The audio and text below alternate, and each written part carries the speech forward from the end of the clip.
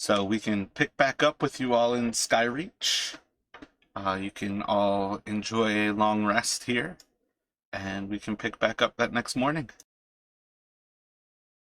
Well, I did forget the most important part of the whole entire thing. This just dropped her crossbow down the stairs, and it bouncing down the stairs and went down like 9 levels all the way to the bottom. It was absolutely hilarious. Wasn't able to go back and follow everybody. There's no reason for in that night for you not to be able to go to the armory and get a new crossbow. Cool. Thank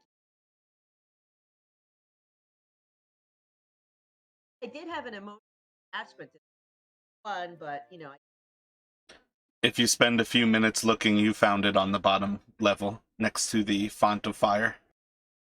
all right, thanks. So I'll spend a couple hours making that it's not.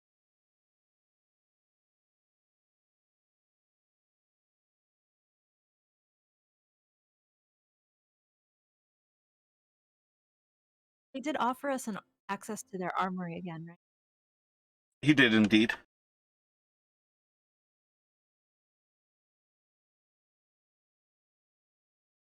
Giant size. He's just trolling us. Oh, that tooth.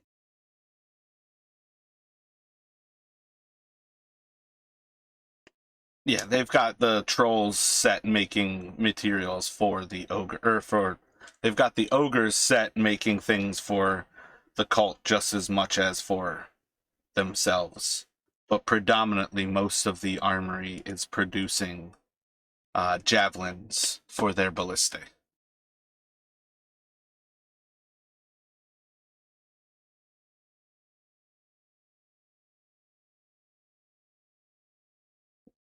So, everybody click the long rest button for your on your characters, and you can wake up and let me know how you start your day.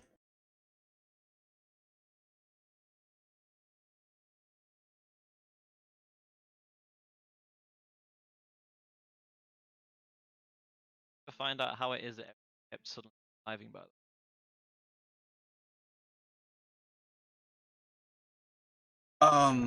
Does anybody have an answer to that?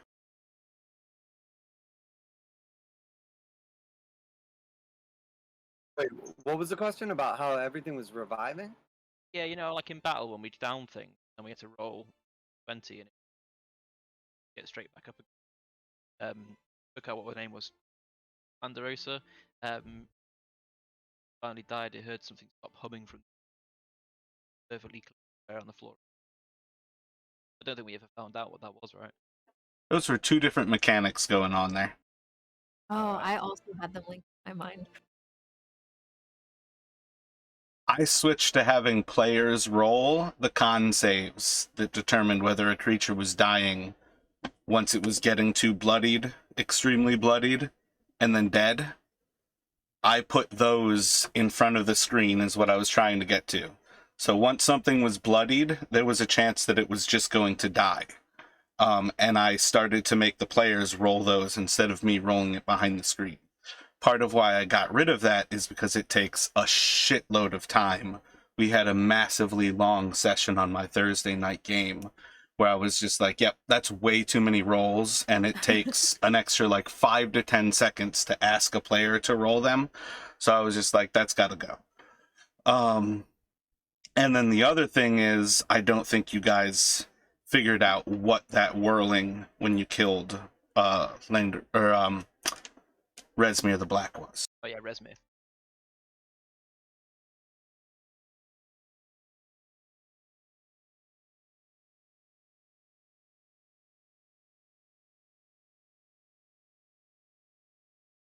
That was the only thing.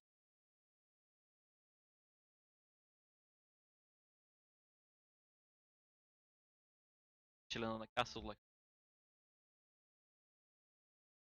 nation or something.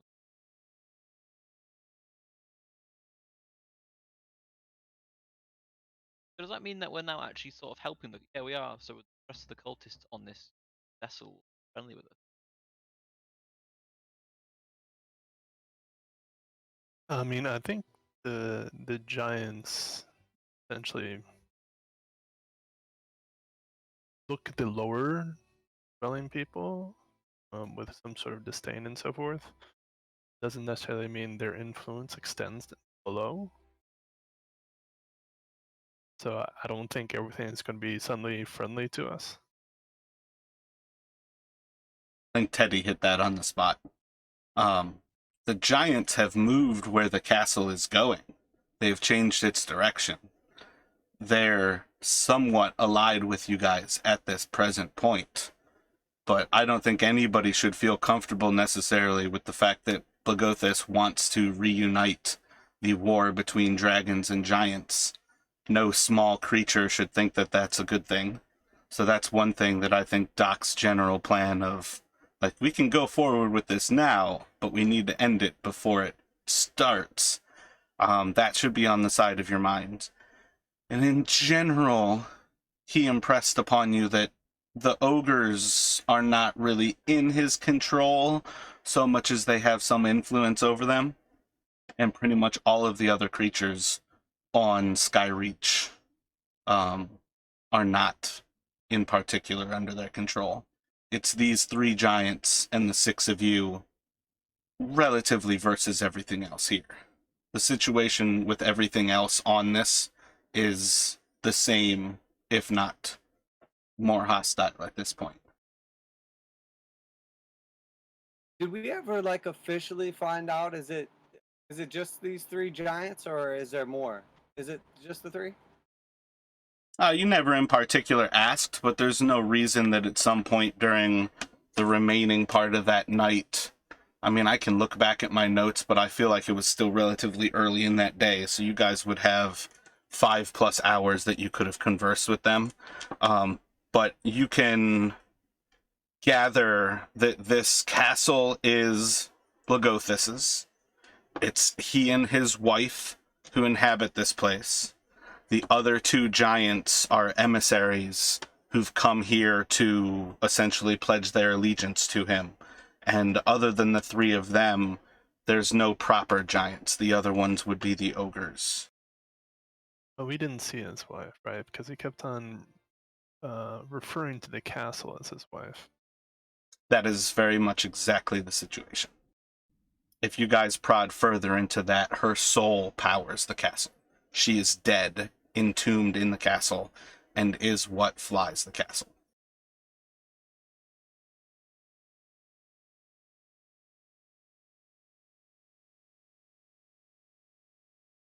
That makes sense. I didn't quite pick up. Speaking of, if I can, Jamie, while you go down and look for your crossbow, you hear a voice as you get to the lowest level. Who are you? What is my husband doing? I see. You see nothing. You hear the roaring of fire and a voice. Your head. Like I can tell there's You look around you, there's nothing but the central hall and this massive roaring font of blue fire in the center.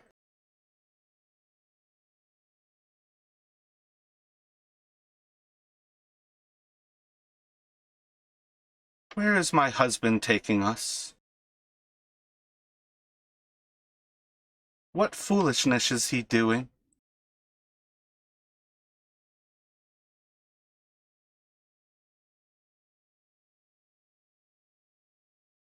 Is he working with the cult? Is he working for dragons?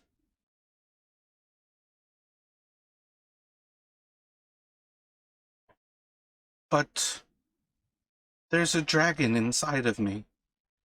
I can sense it. Why? Why are there cult of the dragon? These criminals. These humans. Their terrible machinations. Why is he working with them? What is happening to us? really confused by the Oh.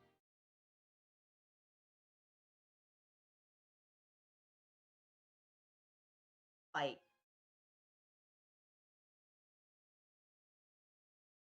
The old fool. Is it safe? Is he being honorable? I feel cut off from him. I think he's betraying all of us. Giants will not take kindly to this. He must not work with the dragons.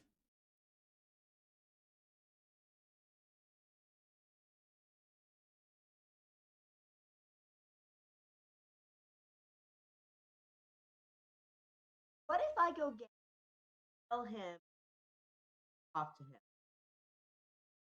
He's long known where I am. He doesn't speak to me anymore. Perhaps the destruction of this castle is the best choice. Do you walk away? Try to keep.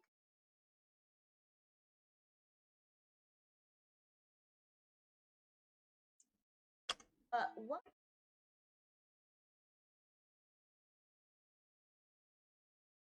It would be best. I think it's time to destroy our home. And you feel a lurch in the castle. Like that idea.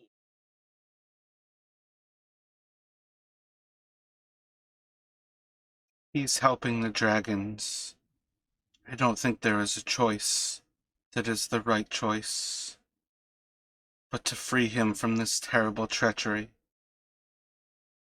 Not helping it.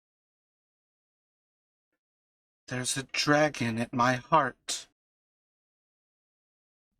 A white worm. A vicious, cruel beast. She holds the Hoard. I hear the red wizards speak. I hear everything that they say in my walls. And he ignores me. He's cut himself off from me.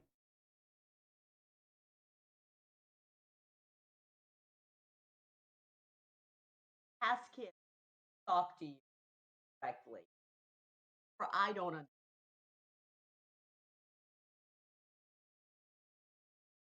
Are you going?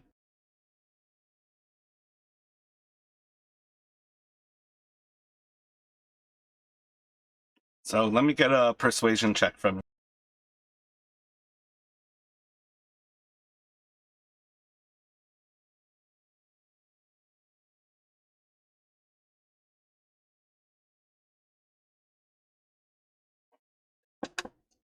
So, you felt the castle move in your conversation.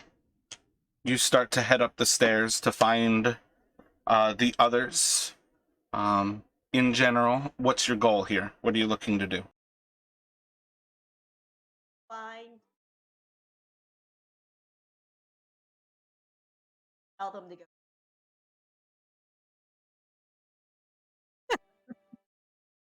So if you go with that choice, you are removing all of you from the gate, from this happening, and it will be 100% a dice roll to determine what's happening here.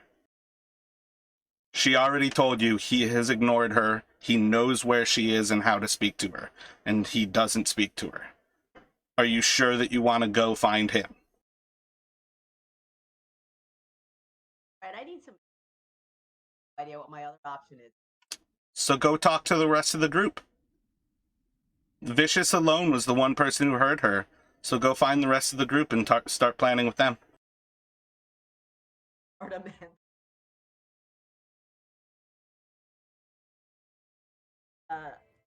So I'm gonna go run and find the rest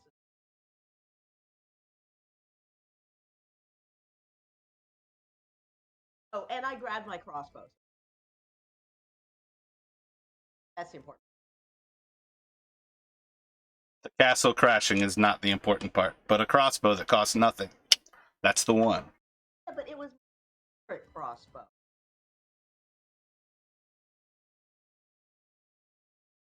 find rest of the that wiser than I mean, I don't know. Our party intelligence is low.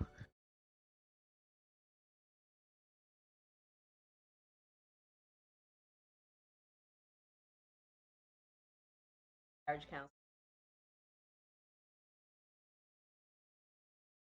Up to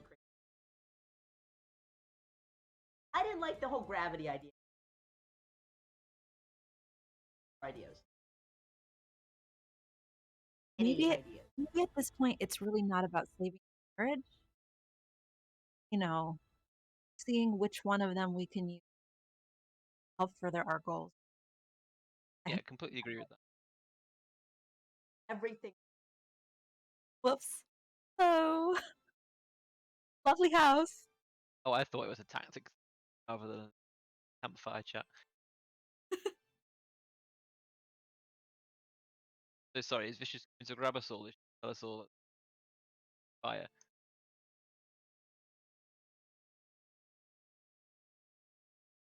Yeah, effectively, yep. Vicious has come to get everybody's attention and share that she found where Esmeralda is.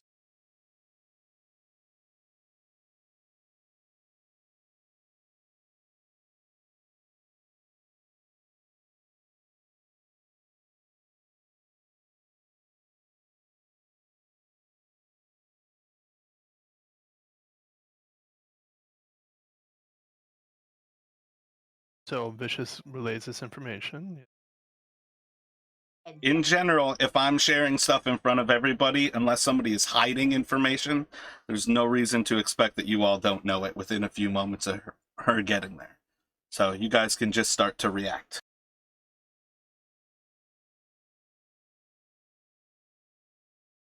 Hello, fire lady, you there? There's no response here. Esmeralda, hello, are you there? You can roll an intelligence.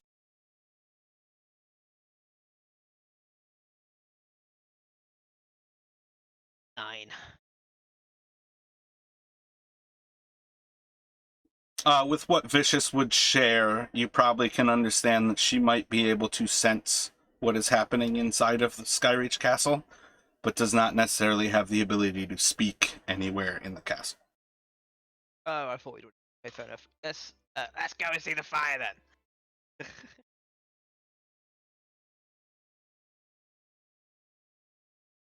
Yeah, Vicious, where were you when you heard the voice? Perhaps we should go back there.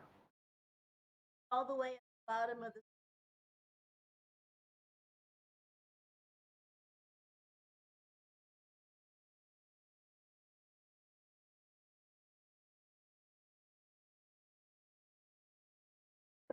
So once again, hearing the roar of the fire as you all walk to the base of the stairs, you can take to that lowest level.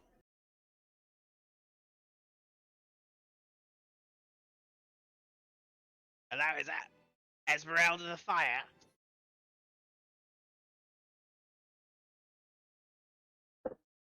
What is my husband doing? What is happening here? Does he serve the cult? I mean, it's kind of a long story, but no, he doesn't serve the cult. No, he doesn't. You're asking. He's completely independent from the cult, but the cult are on the castle currently. Guessing you don't like the cult.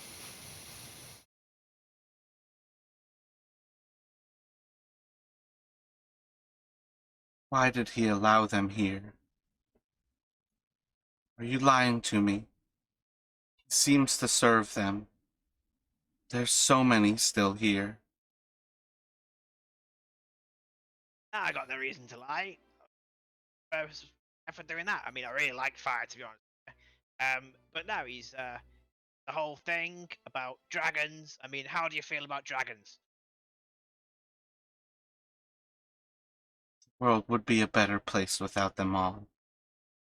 Well, you know what? He completely agrees with you on that one, and that's his plan, from what I can gather.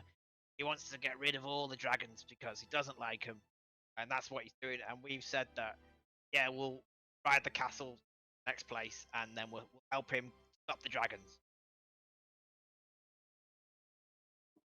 Giant kind won't take kindly to this. This is a deep betrayal of everything that we stand for. Well, I think his goal is to get all the giants together to like rally you all, get you all together into one big, strong, big group of big giants. So This if you could can't be the way. He's fallen. My lady, if I may, I do believe his intentions are pure, but perhaps his means to the end are not necessarily the most wise, say the least. Sounds like you've a much more level head on your shoulders.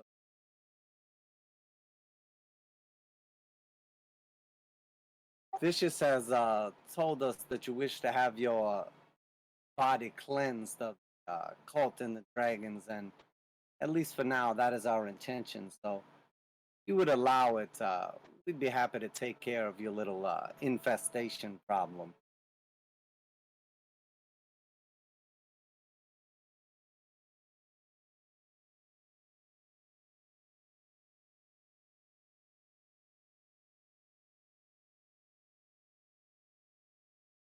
That would be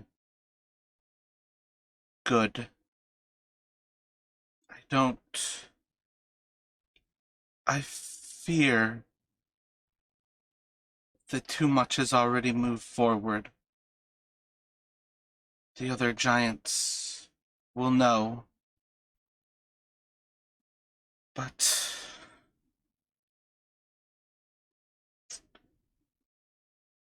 at all costs, he should be prevented from ever being able to take this castle, to control it without my means. He must not die while present here.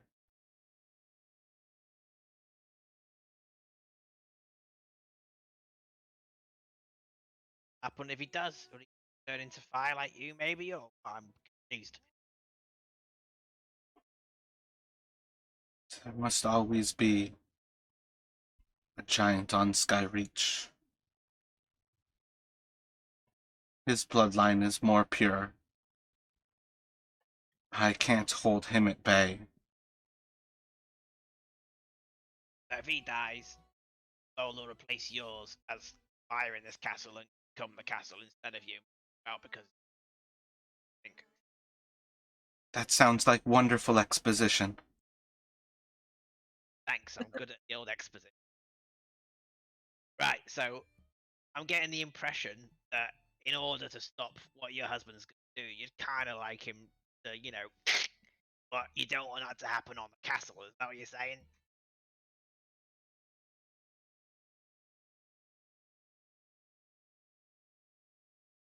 I'll be honest with you, I just don't want Tiamat to come back. That wouldn't be anyone. So that's my goal. Complete transparency. I'm all up for stopping Tiamat, and I'm just interested to know what you want. Maybe we can, help each other.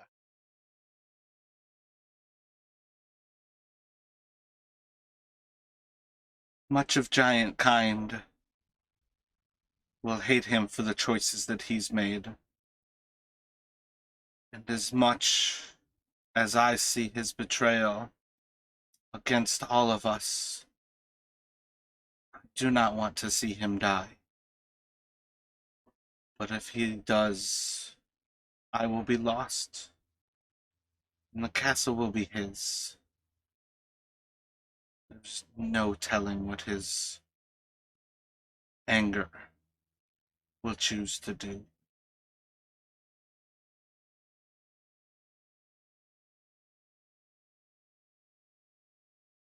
If I may, my lady, do as you must, but at least give us the opportunity to right the wrongs before you make any hasty decisions. I think you'll find that in due time we can correct the situation.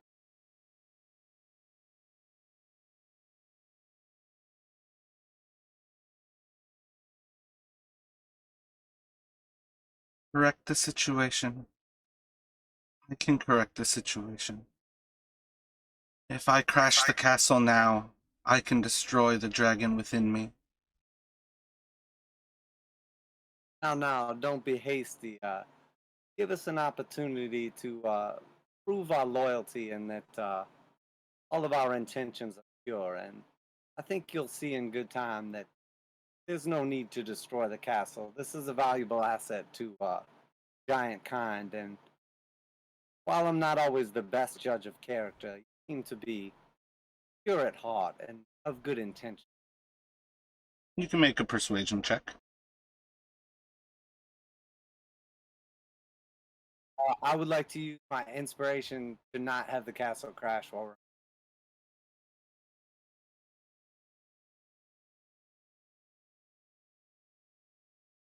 we're.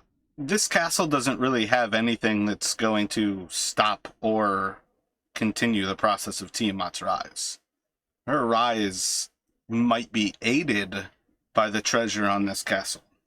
But in general, like, stopping the cult is much more about interrupting the ritual if they ever start it, than it is one thing or another. Oh yeah, I just don't want to be on the castle while it crashes. No, that was a response to Josh. Oh, okay, I got you. Got it, shit. Like, that's one of the things, like, those dragon masks won't stop the rise of Tiamat. The treasure here won't stop the rise of Tiamat. The humans that are missing won't stop the rise of Tiamat. There's a lot of different things that are parts of the cult, but for what you all understand at present, no single part is like the linchpin that creates the entire rise of Tiamat. The fact that people want to raise her from hell is essentially what is the problem. Because with enough willpower, they can perhaps open a gate for her to come through.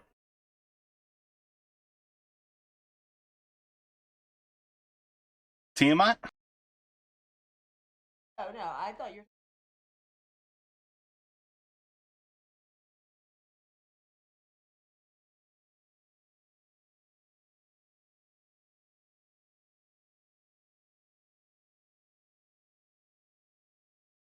I rolled a nat 20, but for some reason it's showing up as a 5. I don't know. Something wrong with D&D Beyond or. Oh wait, but I should get the 7, right? Because I used my inspiration. Yeah.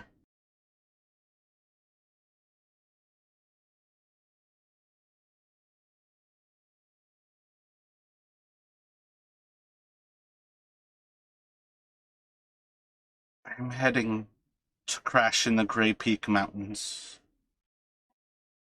You have 4 hours before I crash. Rid me of the cult, or I will destroy this place to end them all here.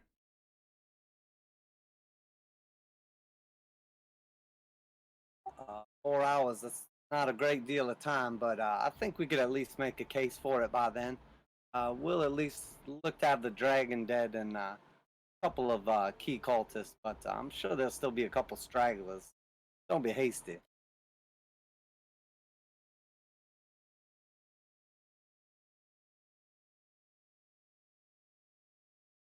Perhaps you could point us in the right direction, though. Save us a little time.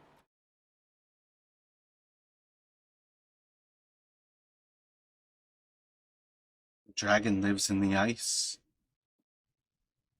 She moves through, within the whole castle.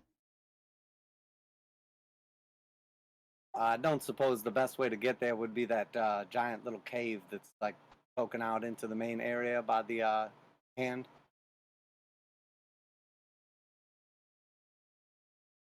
There are many ice caves that lead into the heart of the mountain. You stand before one. The large, high courtyard is another. There are entrances from below at the main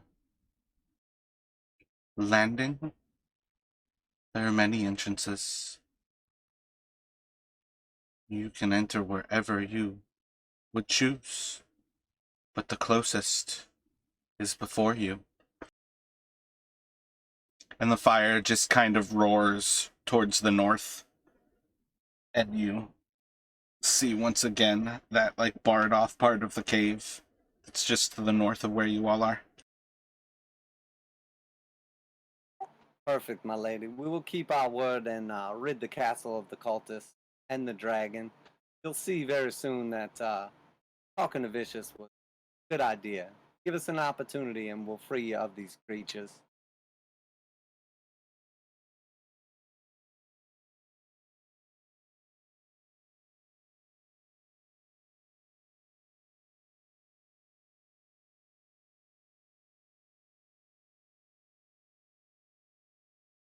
I will start going down the cave, but I'm going to light a torch. I think I have a torch.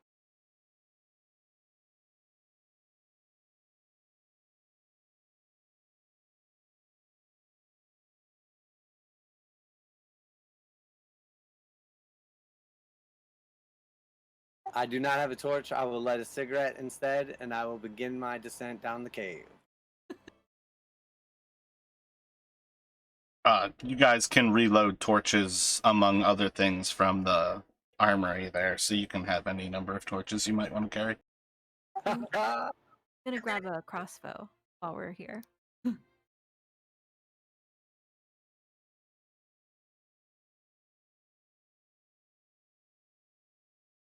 They have weapons, so he can refill weapons. He can drink darts. I like to not drink darts.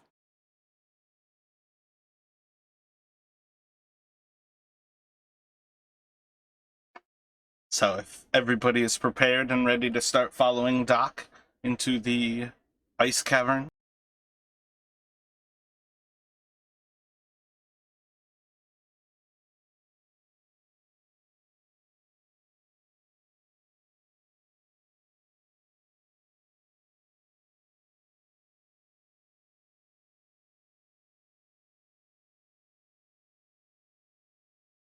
Don't suppose, Vertus, you would have any idea? Are dragons like typically nocturnal, or shall we just expect this thing to be up and about?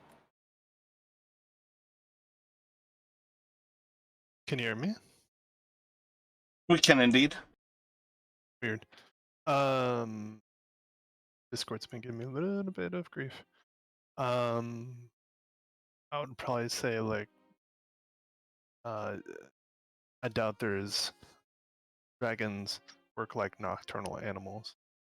Their senses are much higher, so thinking that it's going to be asleep would probably be a bad plan.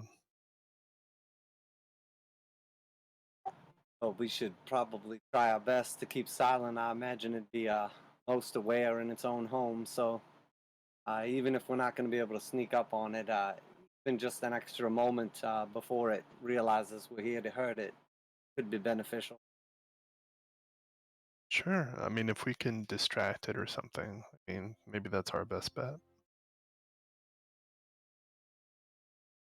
And is a white dragon like ice dragon, or do you know anything about it? I would probably be able to say that, yeah, white, ice, I believe, is white dragons. Yeah, I don't know. I'm really not sure. I just figured because it's a giant ice castle, but to tell you the truth, that may have nothing to do with dragons. So I don't suppose anyone has any like magic that would allow like some sort of resistance to ice or fire or anything, or perhaps any like useful pre-buff spells before we get down there. Oh, but I could turn it into like a chicken or something.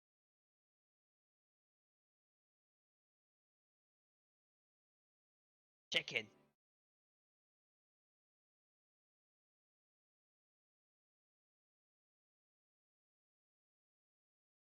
Um, I'm sure it's worth a try, Hawk, but I don't want to underestimate your powers, but I doubt you'd be able to turn a dragon into a chicken, or probably would have been killed by now. No. Oh, I agree. I think you're estimating my powers exactly. The chances of it working are extremely slim. You know, what's the worst that can happen? Doesn't turn into a chicken and then we fight like normal. Out of curiosity, once you turn it into a chicken, we can then just like chop off the chicken's head and the dragon will be dead, or Well, you have to do it really quick, otherwise it'll just turn back. And gotcha. trust me, you do not want to be in that situation. So maybe first we'll try to kill it, and if that's not working, you could buy us some time with your chicken spell.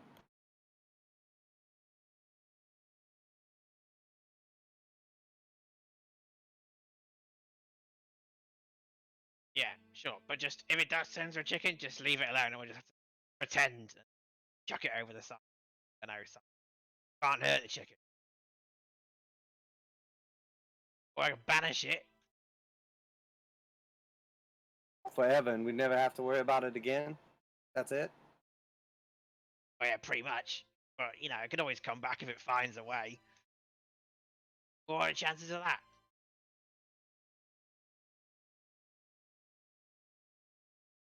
I'll just shoot arrows at it, and you guys do your thing, and hopefully we'll all meet in the middle.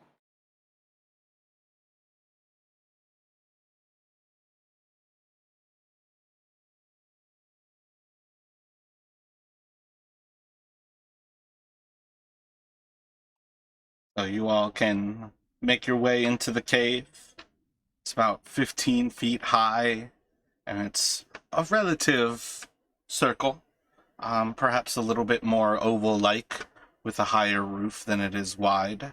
And it doesn't stay uniform, it kind of varies, and you feel a slight kind of edge to the left as you walk through. It seems to be kind of spiraling from where you're at. There's definitely a blast of cold air that seems to be flowing through the cavern. It's just a light breeze kind of feel across your flesh. And it's not too much more than about 100 or so feet before you see signs of a creature frozen into the ice. And it seems at first more like a stalagmite until it starts to actually cast the colors of this thing from within the ice that's not just like the clear blue and white of this cavern. And you see that this stalagmite was probably at some point a cultist who's been frozen in place.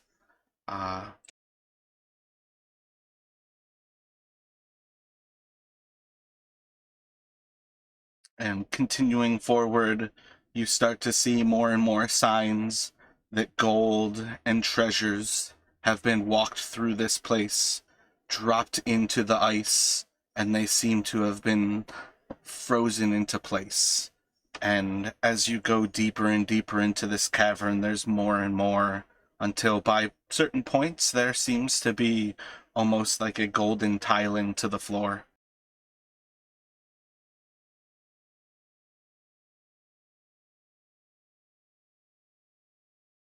A highly suspicious location.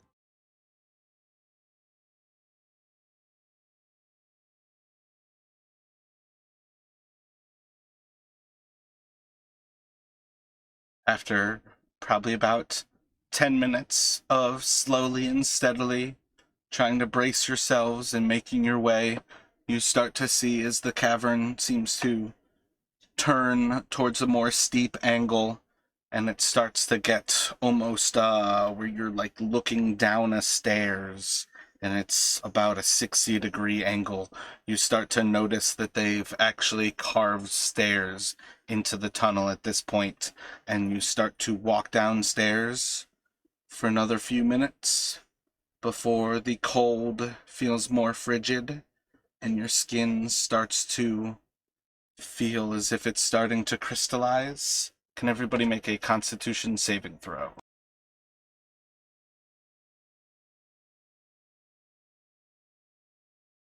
Get the boat. I believe +2 right now.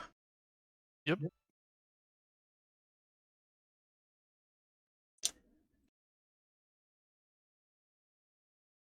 I think we left them in the giant's room.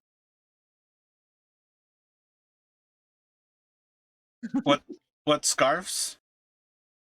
Like a scarf on her, right? The robes.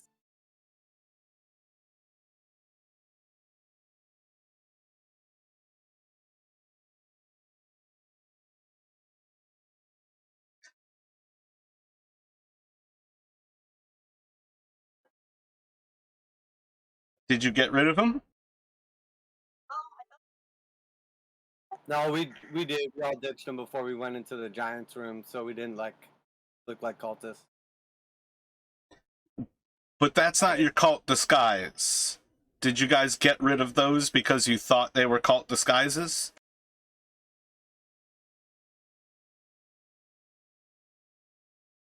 Oh yeah, I thought that was our cult disguises that we ditched. It was like those furs that we found. Yeah, the cult disguise was stuff that you got from Talus back at the actual hunting lodge. That's different than those furs that you found. So if you took those off assuming they were cult memorabilia, that's perfectly fine. Okay, well, regardless, I'll say I ditched mine because of the misunderstanding. But if Vicious still wants to have her scarf, obviously that's up to her. And Yeah, I'll I think it's I'll shop myself and say I'm wearing one. Remember, never get. I can't.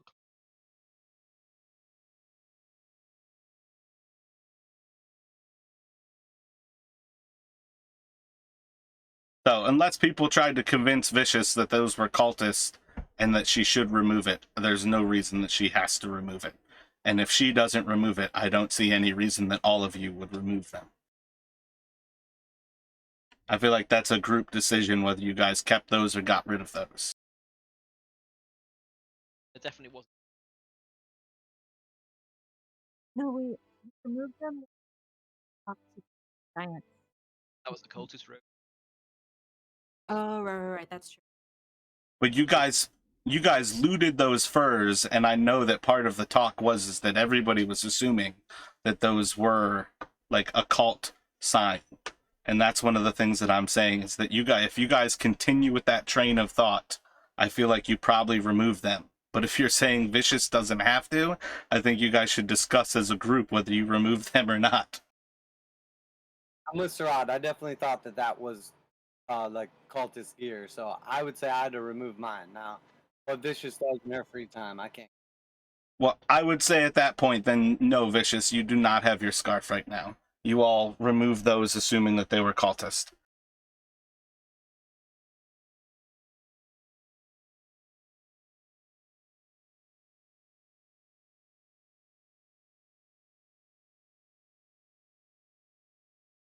So as you guys climb down the stairs, you start to see an opening before you, and there's a large room that kind of opens from the light that you cast with your torch, and you start to see just an open expanse inside of this portion of the cavern. There's large stalactites and stalagmites kind of blocking the initial view, but they seem to almost arc in a kind of clockwise position. You're like looking to the south, so they start to curve almost to the west. And just beyond them, you see signs of the snow is almost like torn up into small little hills. And they're only like 5 or 6 feet tall, but the size of roughly a human.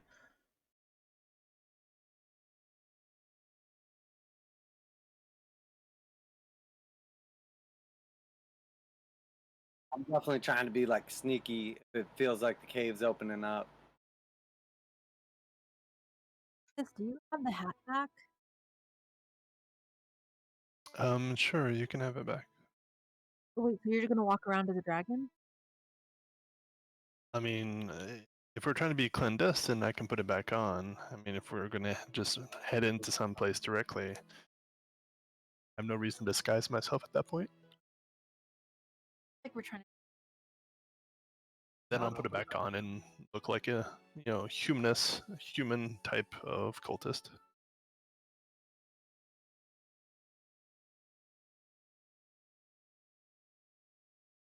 So you all can roll stealth checks if you're trying to be sneaky as you seem to come to the end of the stair.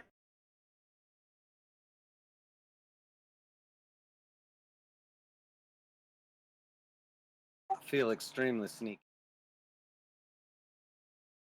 Gonna trip him.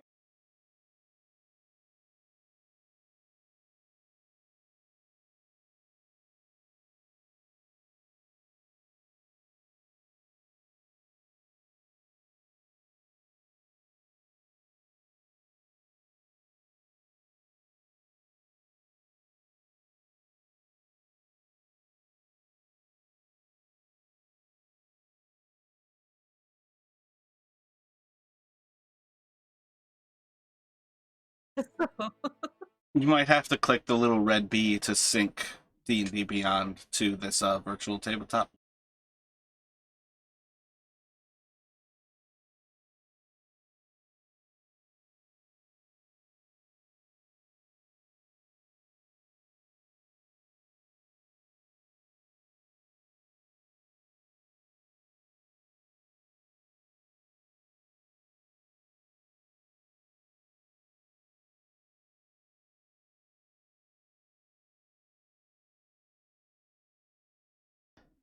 Was it you rolled a 2, Surad? I thought it said 4. Your You modifier rolled might be +2. Oh, okay. Yeah, the game log for D&D Beyond doesn't actually show your modifiers or like what you rolled. It just says custom roll.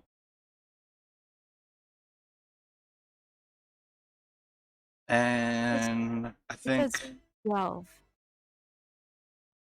yeah, but that's a 2 plus 10. I think that's you rolled a 2 and a 10 if it was advantage or disadvantage. No. And Verthus, can you do a stealth check?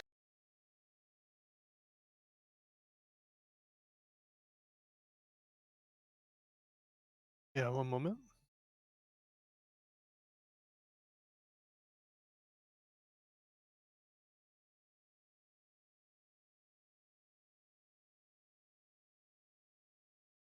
Excellent.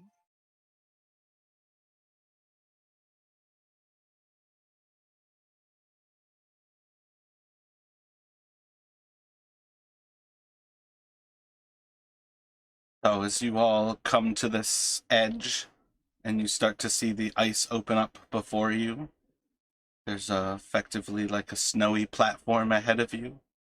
What would you like to do?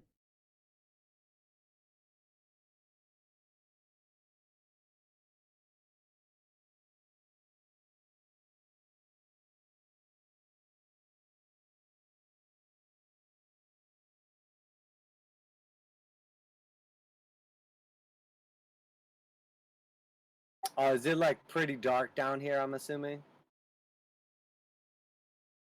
You're effectively lighting up what you can view with the actual torch. There's little bits of light, but from where you all are, none of it's actually showing through. It's just your torch coming out of this cave mouth and open up in that immediate vicinity of where you see like a few stalagmites that kind of curve south and then to the west.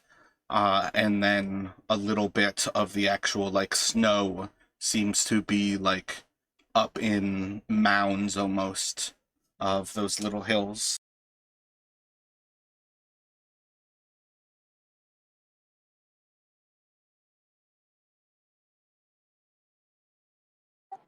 I'll just whisper to the party. I think we should try to stay spread out as possible. Not fought too many dragons. The last time we did, they took advantage of us group. Know that I'll have my eyes on you all from a distance. And I'll just kind of like start creeping along like the side a little bit in the shadows. So again, you're like coming from the north. Do you want to move to the west or to the east? West is fine. And then are you handing off the torch? Putting out the torch? Yeah, that works. I'll hand the torch to somebody else, and I'm gonna try to like creep in the shadows. How tall? High up is it? Inside of the cavern, it's about 10-15 feet.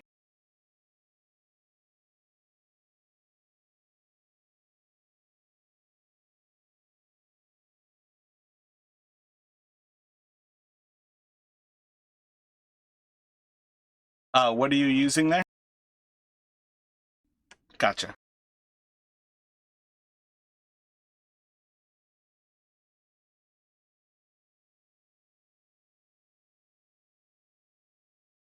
So as you walk around, are you staying inside of the cavern, or are you walking out into this opening?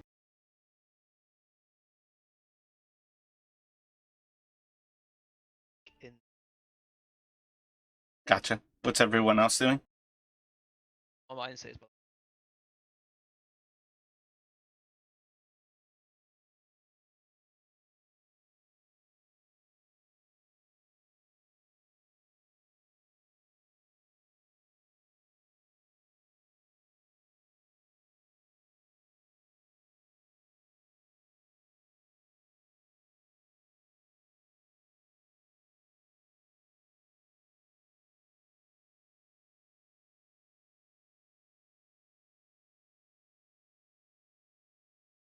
Am I assuming we're doing this kind of theater of the mind?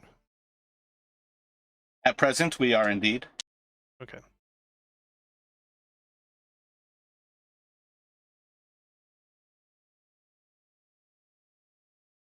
It's not working, though, because the point is I'm trying not to have everybody move and do nothing because you see what I'm showing you. So I want you guys to describe what you are doing when you get to this point. So far, I've got Doc is moving off to the west and into the cavern, and Hark has switched over to the ceiling. I mean, at this point, I would probably just follow behind Doc. You know, I mean, I'm attempting to be sneaky, but you know, obviously that's kind of failing. Right, and I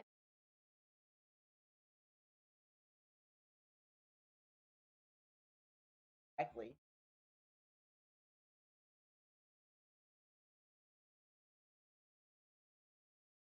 Star wants to back a little bit. I mean, I'm following front group, but not trying to get like fireballed, you know? So front group would be Vicious. So you're just following like into the center? Well, it's Vicious. I thought it was Vicious, Doc, and Berthus. Doc said he's trying to flank, so he's trying to move off alone, but Verthus is following him. But I would not call that the front group. Okay, then I'll try the opposite. So you'll move to the east. And what do you all think Hadar is doing? I think Hadar would probably be up front with Vicious. Sort of like our frontliner, I think. And then who took the torch, and who else, if anybody else, is using light right now? Any form of light.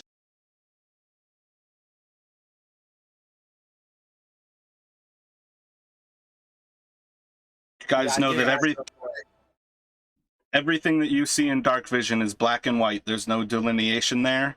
And the things that you've noticed, like in the ice, you've picked it out because of color from the torchlight.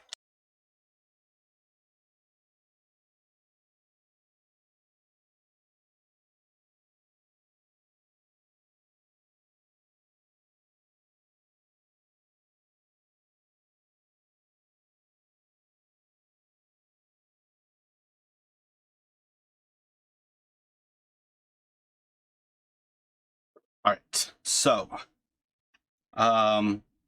Sarad, who took the torch? My bad, I didn't actually hear that one.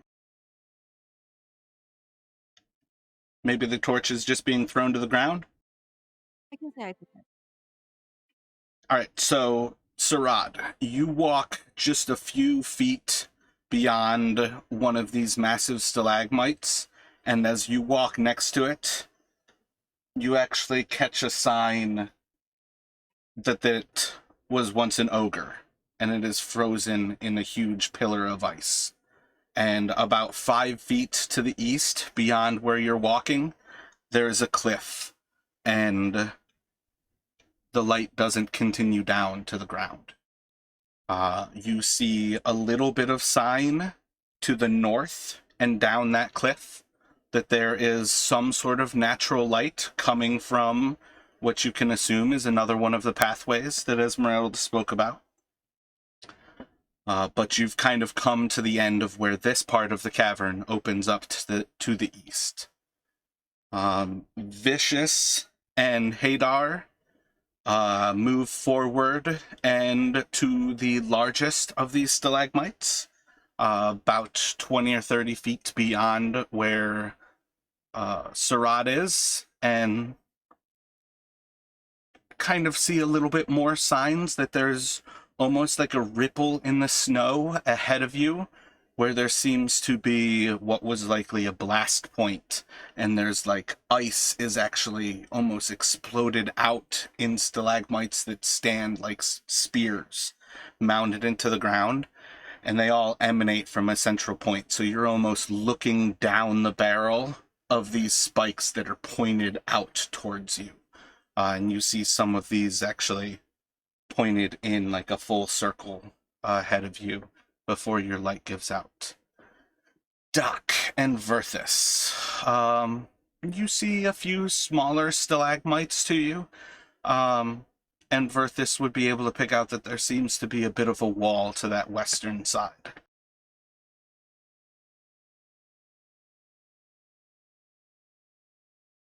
Okay.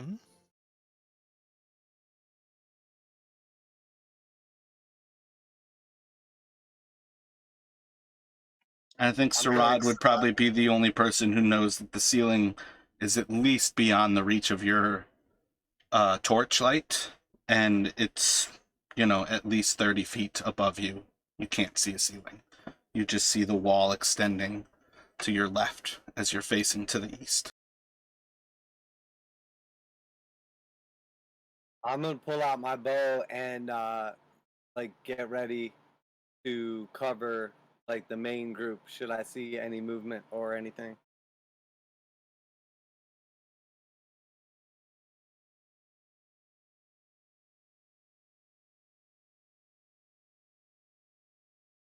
So just kind of holding off on that western position.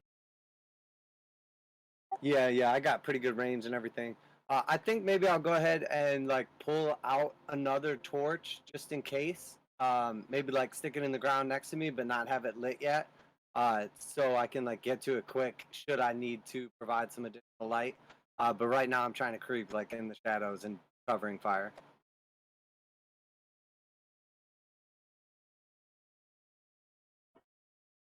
As you stab it into the snow, you very quickly realize that this snow is ice, but it's almost shale-like where you stabbed into it.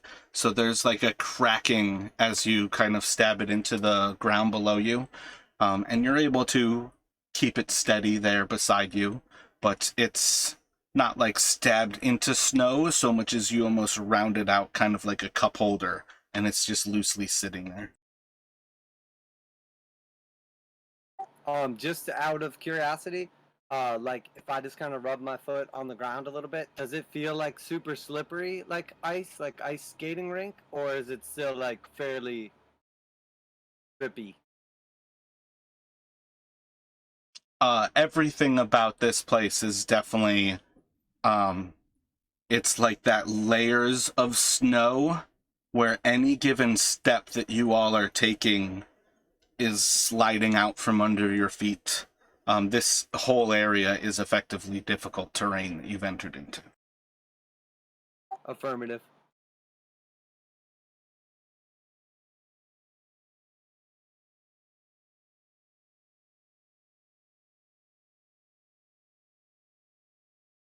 So let's have everybody make another Constitution saving throw.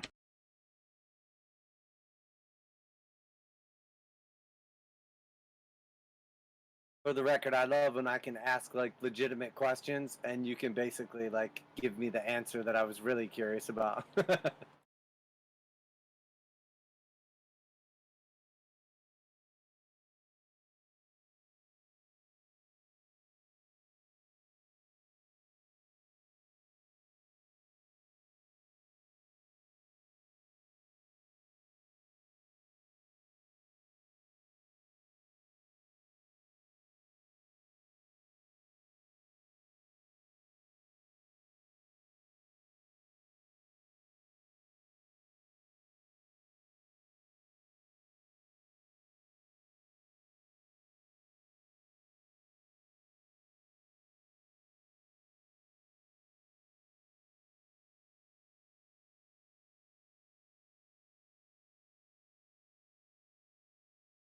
Oh, I think Vicious, Hark, and Hadar will all take 4 points of cold damage.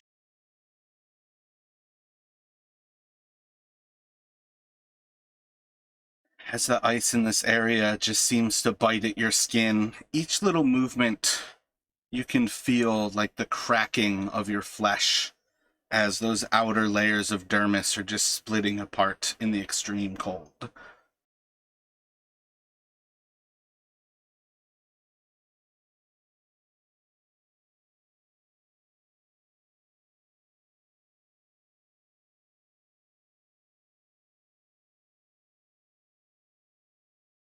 So what's everyone doing here?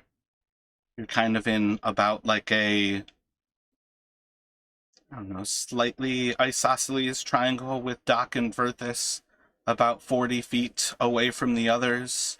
Vicious and Hadar to the most southern point, about 30 feet from Sarad, and Sarad's about 10 or 12 feet from Hark at the edge of the cavern.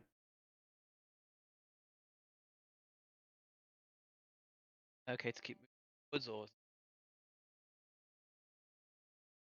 If you go around that edge, you would see, what is it? You've got 30-foot dark vision? 30 dim, yeah, then 60. If you twist up along the wall and start to look up the ceiling, you're going to see most of this area is still vertical for you, and it's towards the end of your vision that you start to see a ceiling. It's probably time I came on the side as well. Find everyone. Do you want to go towards Doc and Verthis or towards Sarad? Guards on our own. All right, roll a perception check for me.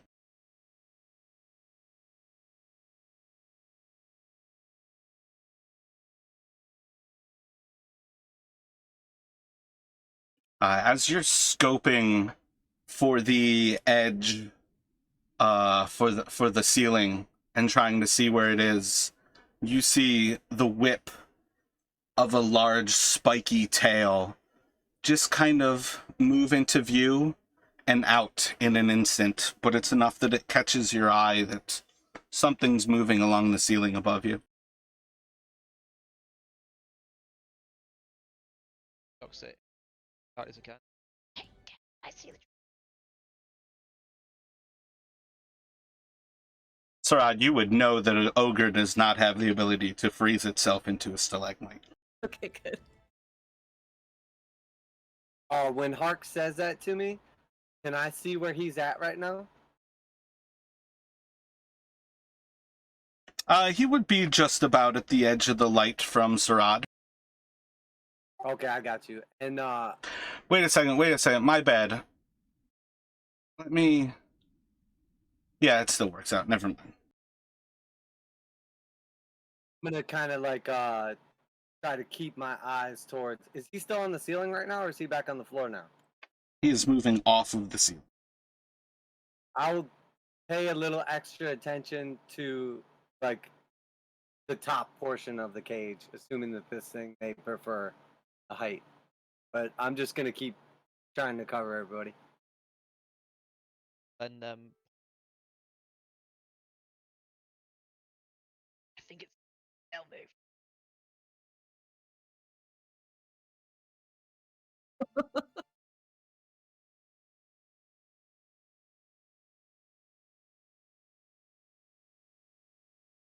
In response to my message by sending the message back, or are you just shouting that?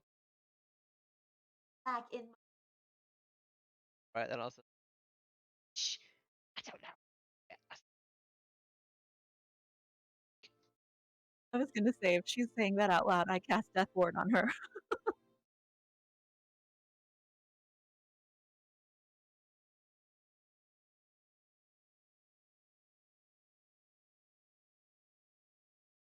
That in the.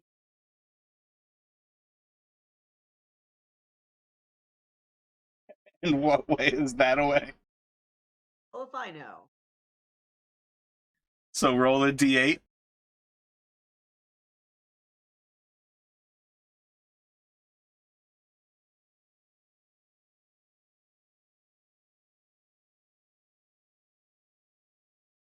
So you point to Hadar and tell him that off to the west, you saw the dragon move in that direction.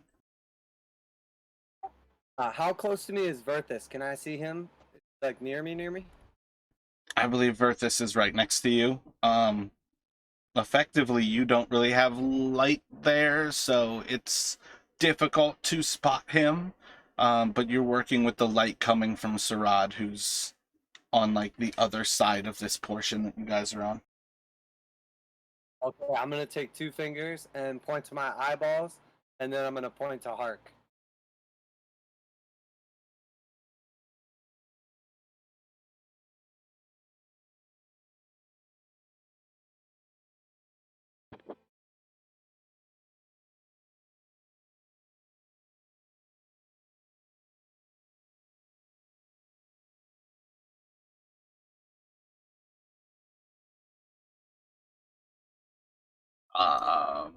Depends how far you guys go. I think you've already sent 2 messages this same turn, so I would say that you don't really have anything else to do at this point.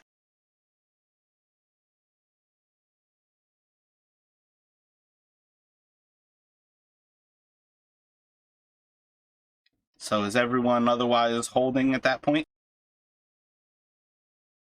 I mean, when Hark says dragon can You cannot see it now.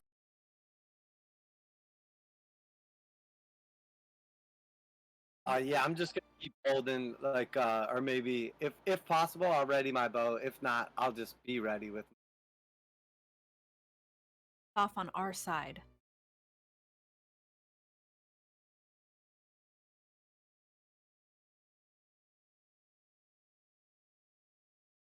Hart saw the tail whip while he was looking for the ceiling.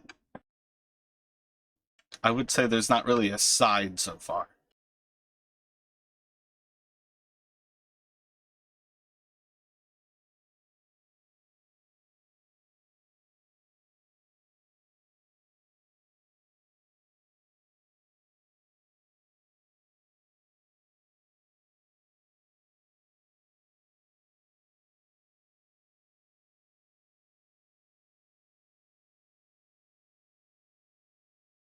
So he would have like seen the tail like lash to kind of like the northeast of himself as he was looking vertically above that little cavern. And he would have seen the tail just kind of like slash in from the northeast as it did like the actual whip and disappeared back off to the northeast. So as far as he could tell and share, it would be almost directly above you. But again, he kind of sent 2 messages this turn, and those are whispers, so I'm not sure if he can really share anything for you, Sarad.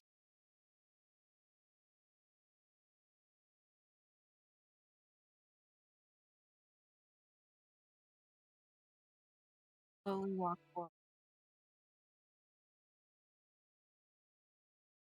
So where you're at, Sarad, right now, you're looking at the ice creating a cliff edge to your east, and it kind of slowly like meanders to the southeast. If you start to move a little bit to that kind of south, or not southeast, southwest, but it's like south by southwest.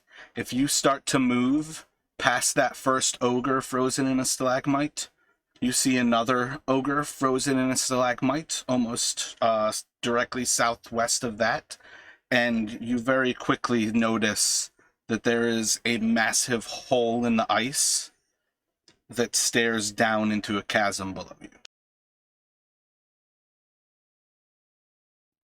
So you could kind of meander close to that second ogre and stay away from the hole, but you're walking like directly between the hole in the ice and that ogre unless you pass between the stalagmites and get back on the other side that like Vicious and Hadar are towards.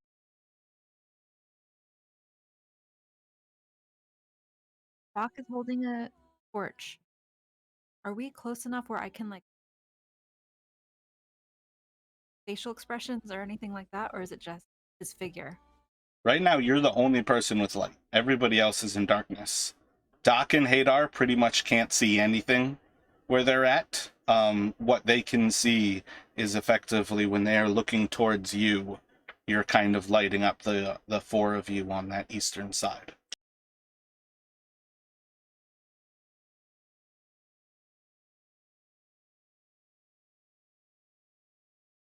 So hard to keep up with what's happened and what's been retconned.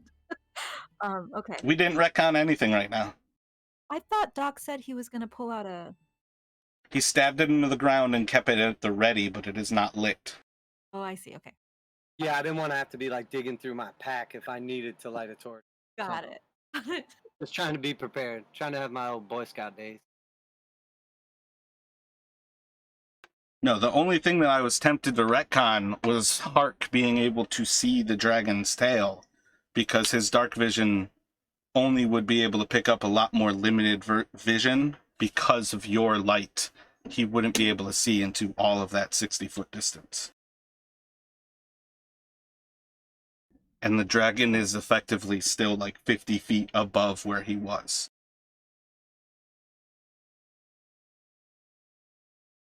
So I guess I'll just park this next to me. I'll save it towards the chasm there, and I'll stop.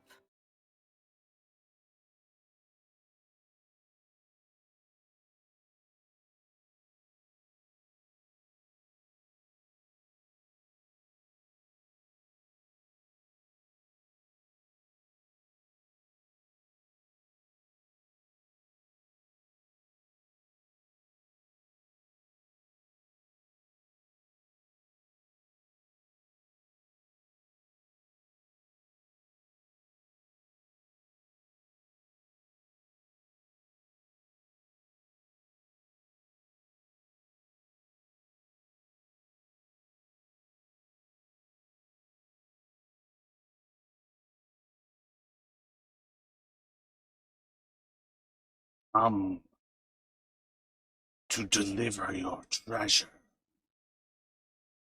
Deliver it and go. If Did you you'd hear like to join your friends and free, remain.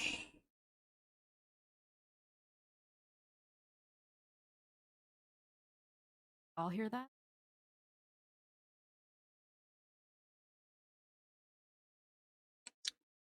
Yeah, that would be in common.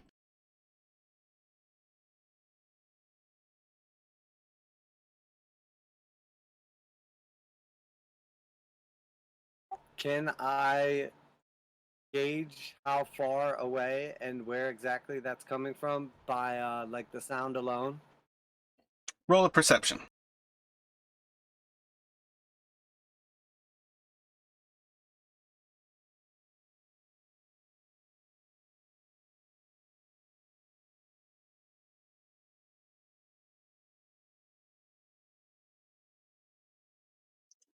You hear it echoing off of the different sides of this cavern, giving you the perception that this is a massive cavern. It's probably 4 to 10 seconds between some of these echoes. Your mic's back open, Teddy. It's like 4 to 10 seconds as some of these different echoes kind of come across the room. So you hear that 1, 2, 3.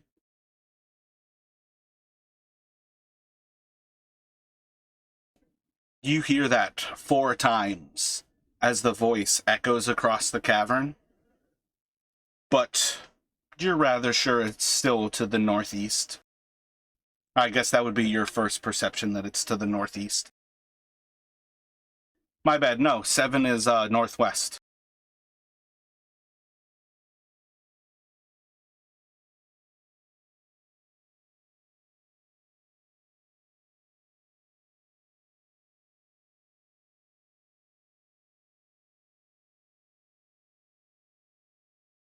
Okay, cool.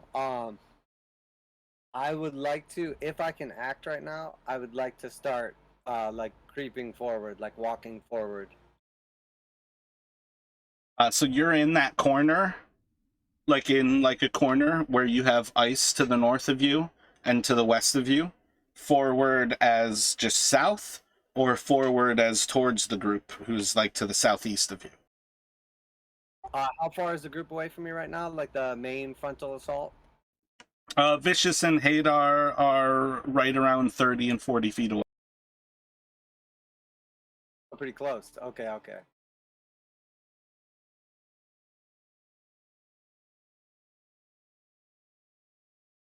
Okay, so I will just, assuming they're gonna keep going the direction they've been going, I want to kind of start moving along the edge so that I stay at about 30 to 40 feet away from them. I don't want to necessarily get closer, but I don't want to get too far away. I've not had Vicious or Hadar move since they took to the cavern. They moved forward and they're holding on one of the massive stalagmites, but they've otherwise held that position since they entered the cavern. Okay, okay, cool. Then I'll hang tight from now on. I want to stay like split up from them, but I don't want to end up like 100 feet away all of a sudden. You know what I mean?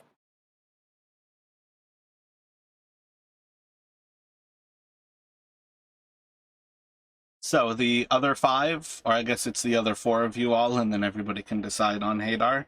What's everyone doing?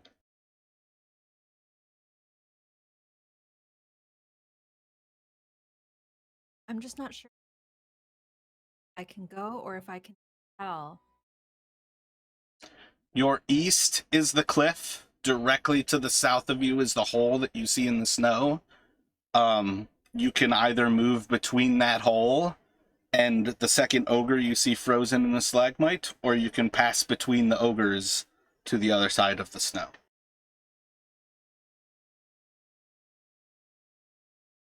But the cliff to the east of you right now is now extending 10 feet to the north and at least what is it, I think 20 feet to the south that you can see.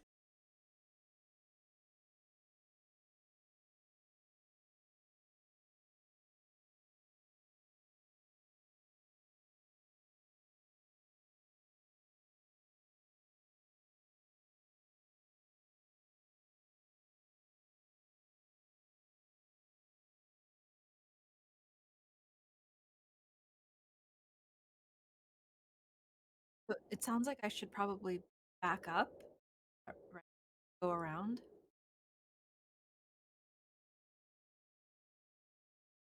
Well, what is your goal? Where would you like to get to?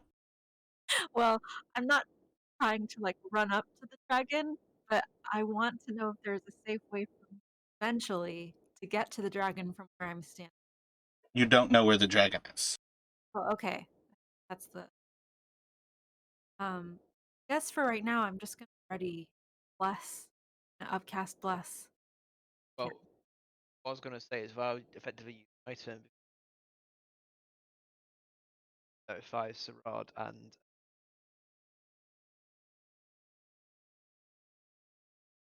But 5 to 10.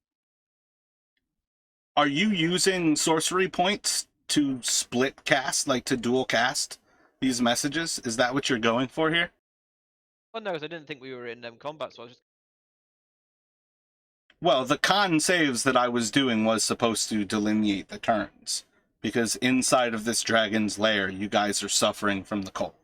So that's the level 20 initiative. On 20 initiative, like the moment you guys started coming down here, you guys were in the dragon's lair. So that's why I say last turn, the two messages are legit, but that's your whole turn. But right now, you're effectively like taking turn by turns right now. Well, who are you messaging though? Because you can still message one of them. Alright, I messaged Sarad then. And what are you sharing with her?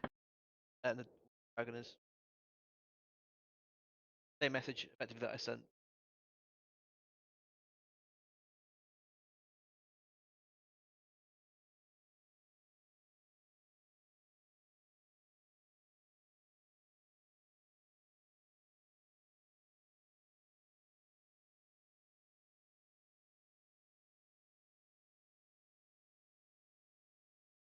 I just don't want to be in a where I'm like stuck on like an island or a peninsula of safety net with like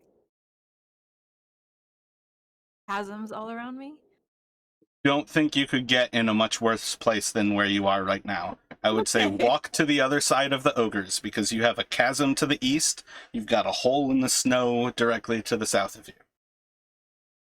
Then I'll do that. Is that heading further in? It's heading towards the west, which is towards everybody else. You can head to the south as well if you'd like, but effectively right now, Hark is to the northwest of you. Vicious and Hadar are more western than they are south, and Verthus and Doc are pretty much out of view, but way off to the west of you. Then yeah, I'll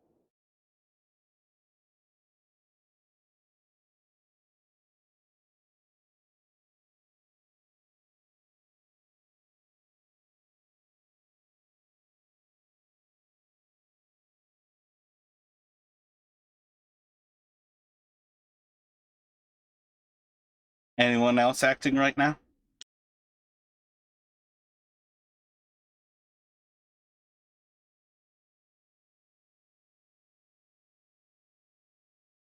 We get another con save from everyone.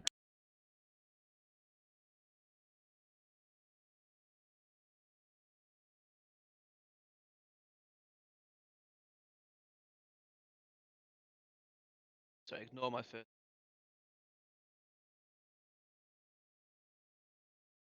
Well, it'll still be the same roll. It's just the different modifier. So it's not the nat 1. It'll be a 20.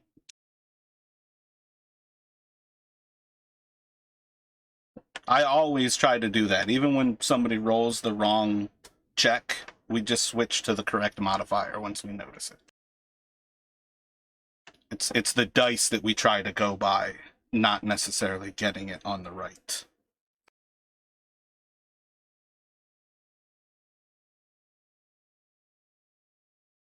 Spreading it out a bit, you know it is. Guessing.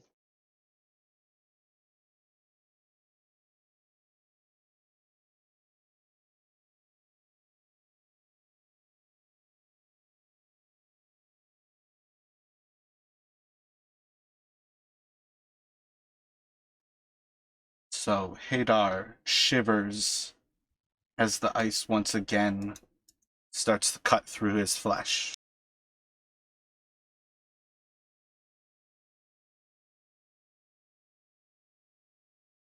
So back to top of the order.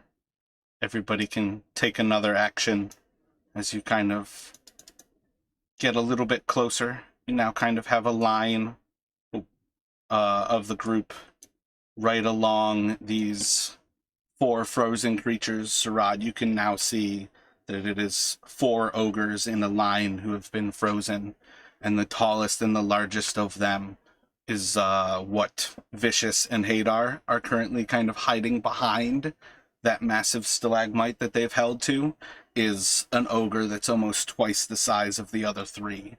And from this side of it, you can see that all of these creatures are frozen in place, and they all seem to be in a rather passive position, but with weapons drawn.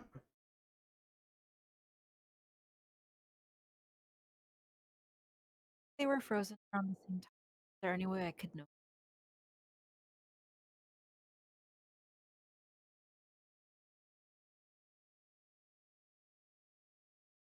I'm not sure if there's a way to tell.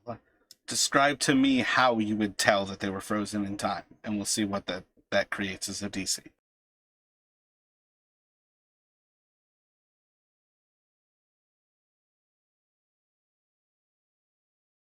Does it look like they have similar amounts of freezer burn?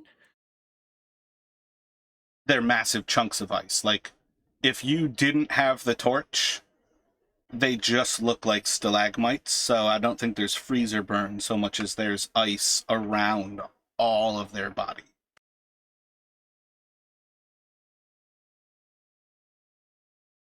Another thing I'm trying to figure out is for stand row, does it seem like they were possibly like all hit by the same like a line attack like I've seen from javelin. You can roll an insight check.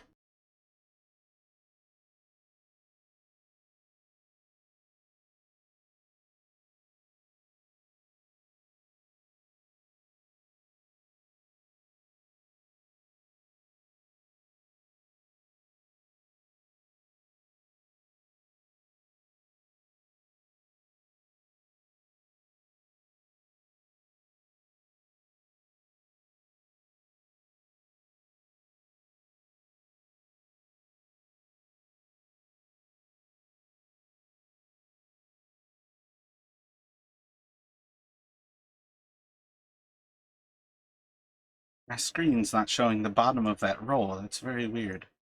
You're able to gather that they are standing in what seems to be a bit of a formation, in that the largest of them seems to be vaguely pointed towards the south, and the other three are kind of slightly offset on its left side, but otherwise those three are kind of following towards a more like southerly direction in that line. But you don't see any other real signs as to what it is, but they do seem to have been frozen in like a cold snap, like it was an instantaneous thing that froze them into these blocks of ice. Mark, my message back expire. I think it would be a response on that turn. Okay. All right. Mark near. He's directly behind you, about 5 feet away. Okay. I'll point it out to him. I'll kind of make gestures like a line, a boom. You can do a performance roll.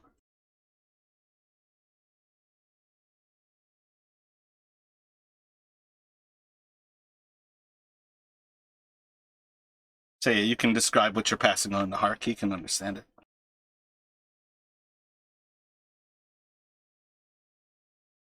I'm just trying to convey that it seemed like they were all hit by one instant cold attack of some sort.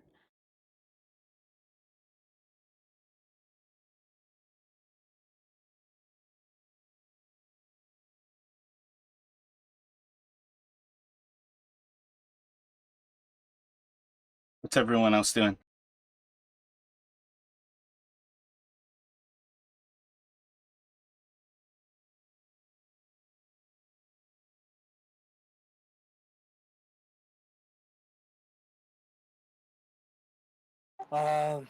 Guess I will.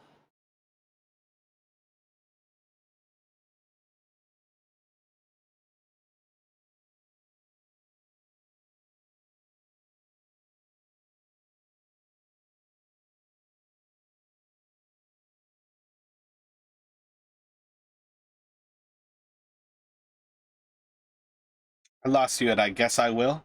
Yeah, I don't know what I'm gonna do. I thought somebody. I'll just. Um. I'm on like the edge of a wall right now. I'm assuming. Yeah, you're more or less like backed into a corner, with ice to the north and to the west of you, and Vicious is like to the northeast of you. Or not Vicious, Alright. Verthus. Okay, so how far away is the main party from me now? Is everybody just standing still? Nobody's moving around or anything? At this point, it feels like everybody is holding in this position. The dragon just spoke to you all, and everybody seems to be acting like if they don't move, it's a T-Rex that will lose sight of them. I will light the torch that I have next to me, and then I'm going to. What a torch light's about 30 to 60 feet, like something like that. I think they're 20-40. Okay, I'm gonna try to throw it roughly like 30 feet in front of me. Do a strength check for me.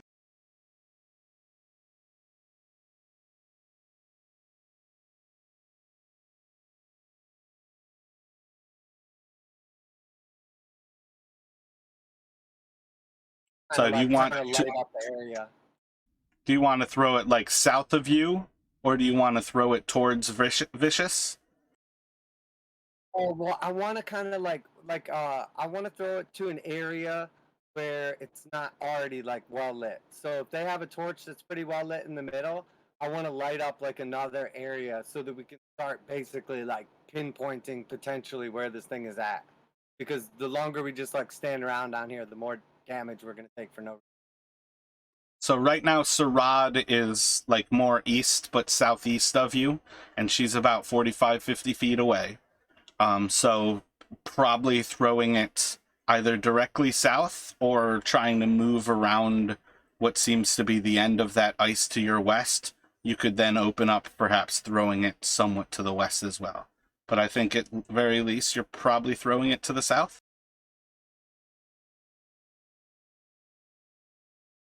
I kind of like okay, like if the main, if from now, like from where we entered, we're like entering now into basically like a room that's getting bigger, right? Like leaving a smaller cave and then entering into like a large room. Well, when you guys came out of the tunnel, there was a massive expanse that opened up. Hark is probably the one who knows most that at present you guys are in a gigantic cavern. But So nobody besides, I'm on the west side of that, right? from what Instead you of can the top. tell right now, you've found the western edge of this cavern. Okay, so if I'm on the western edge, I would like to throw the torch roughly, if it's a 20-foot radius of light, I would like to throw it roughly like 30 feet away from me into an area that's dark. Because I'm trying to essentially just light up an area of the cave that's not lit up currently. To try to just start lighting up the cave. So we're going just directly to the south of you right now. And That's perfect. as you huck the torch, you see as it flies, the ice wall that you're kind of up against is about 10 feet longer before it disappears and the light of the torch starts to cast across more open chasm to the west of you. And then it lands just on like the facing of one of these hills. So it's casting light towards you, but is otherwise not necessarily casting a whole lot of light beyond the hill ahead. But it is like towards one of the peaks, so it's opening up an area, but there's still like a little bit of shadow beyond like that little I can't think of the name, like embankment almost of the snow that's like coming out of the massive circle.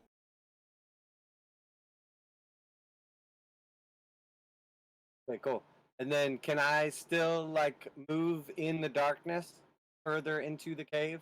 But I'm trying to stay directly like out of the direct light.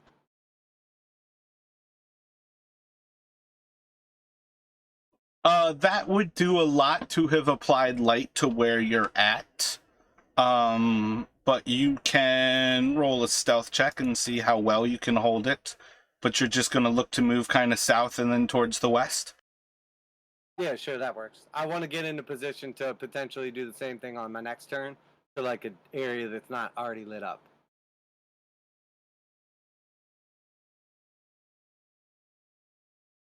Crushing those Okay. ones on your stealths.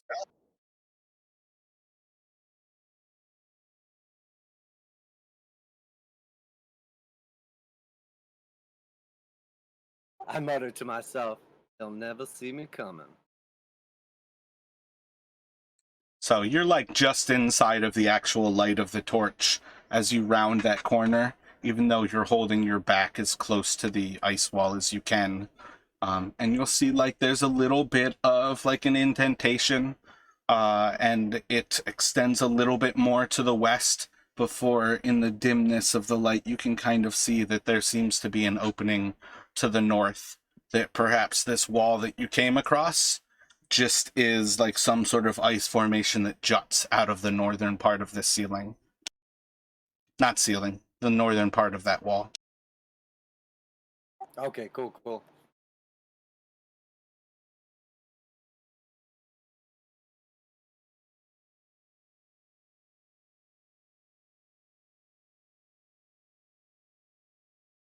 What is everybody else thinking about?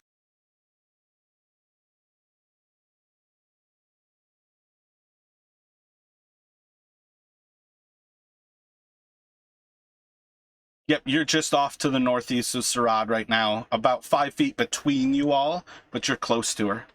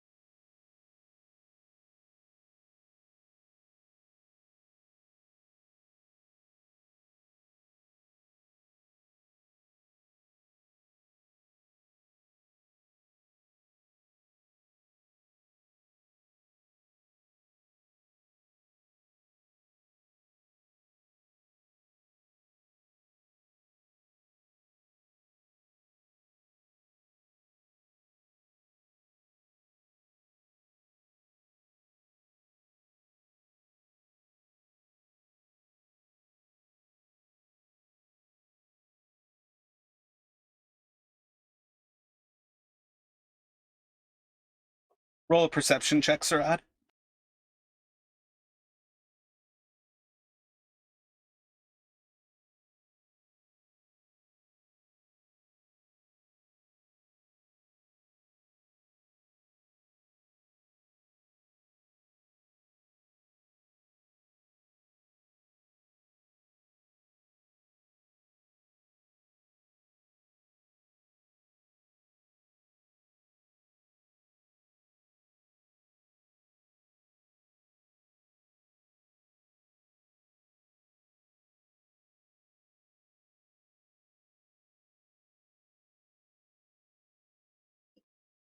As you turn and focus a little bit looking towards Hark, holding your hand out, you actually see that you're still casting light, but you see that you yourself are also invisible right now.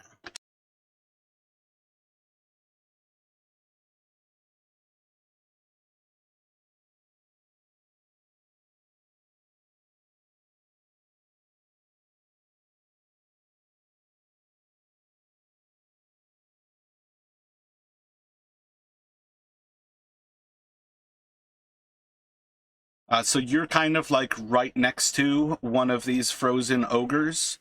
Do you want to move forward up to Sarad, beyond her and closer to Vicious? Do you want to cross to the other side? You can also see at that point that there is a cliff edge to the east of you. Alright, then in that case, I'd want to stay from the cliff edge. I'd probably want to get flat up again. So you're right next to one of the ogres already, but there's another one that's southeast of Sarad that you could move kind of next to her and hold the similar position with an ogre kind of to your east. I'll go. So about how far away is the dragon from us? I want to get close enough to cast him any. You never saw anything from the dragon except for the tail, and you guys do not have any sense of where the dragon is. How far am I from the where tail was a lucky thing of you moving to the ceiling and trying to approach the ceiling. You've got a pretty good sense that the dragon is hanging out on the ceiling, and you also know that the ceiling is about 50 plus feet above you.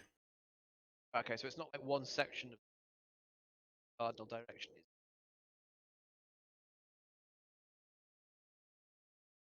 Okay, Well, my point of saying that you saw a flash of its tail whipping is that you saw a part of where the dragon vaguely was, but you should have never assumed that that's where the dragon was. That was it moving, and a part of its tail flashed into your vision.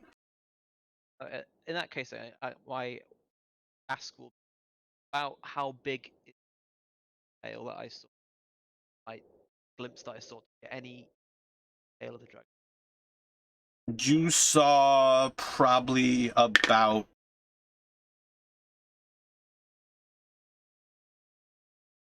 probably about 8, maybe a 10-foot long section of tail, with a pretty large kind of like bony structure towards the end that was probably about 2 feet long.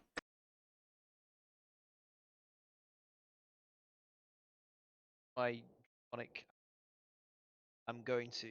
I could be wrong, but this is probably potentially on that. Give it to myself. That against.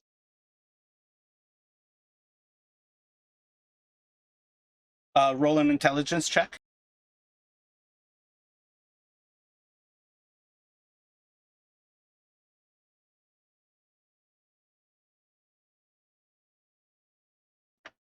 So what's everybody else up to?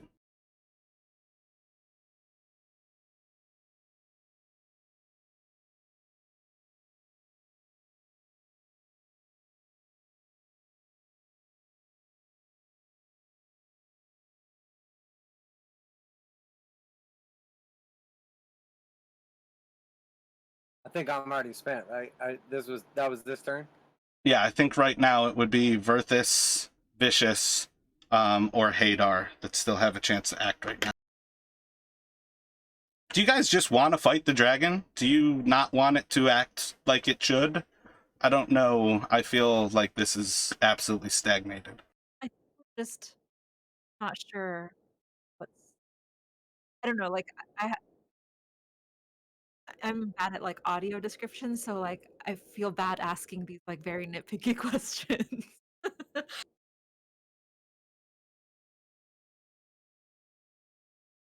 I'm game for whatever. I would ideally keep like throwing little torch bombs and trying to light up the cave. But I mean, I don't want to like prolong this forever either, and get killed by like the frost damage. I mean, I haven't heard anything from Verthis for it feels like ages. Anything from Vicious for it feels like ages. I would say anything from Hadar, but he's not actually here. And as a side question, do we know if like this cold is something that's natural to this environment, or does it feel magical? I don't think there's any reason that at some point either of the Draconic folk with you all would share that large dragons have areas where they change the environment around them. The assumption that this is a cold dragon and the fact that when you walked into that hall, your flesh started to freeze and crack and bleed, you're pretty sure that you're very close to a dragon right now.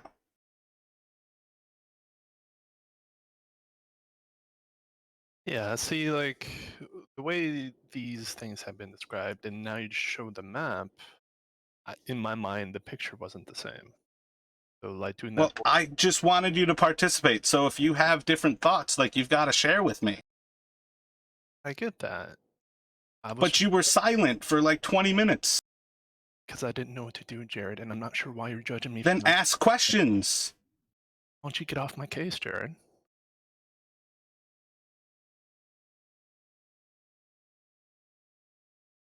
Benefit of the party, just so everyone knows where I'm at. I don't really fight it.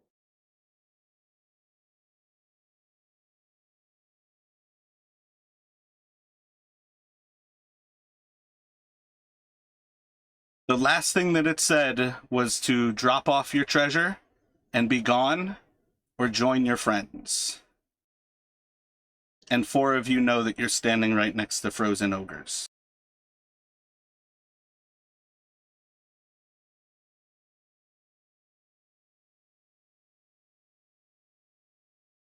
I mean, at this point, I'm just going to move my character 30 feet forward.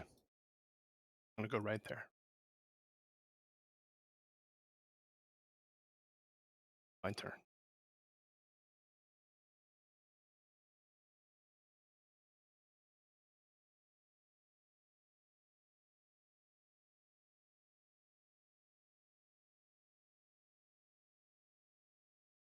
Yes. Yeah, the idea of where we currently are is that dragon is moving down below it, effectively open time. Get out or buy a wife out, but stay friendly with the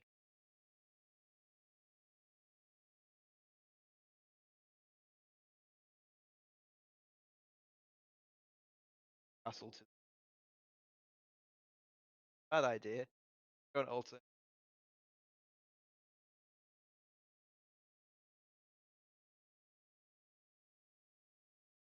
Well, whilst we're here, we continue cold damage.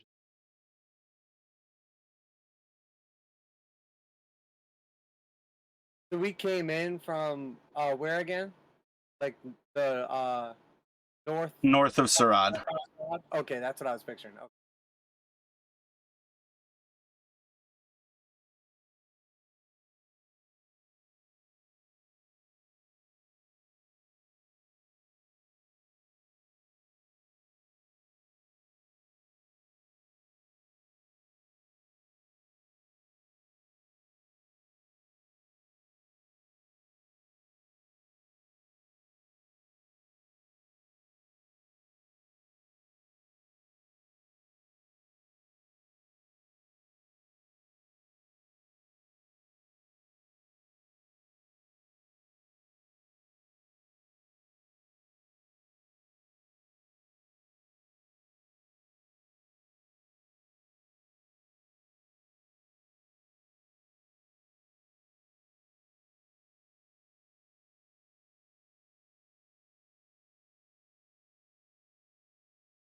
I think we should dragon idea. What is that? Not looking for dragon either stays and gets his head cut off and sacrificed by the giants. Dead.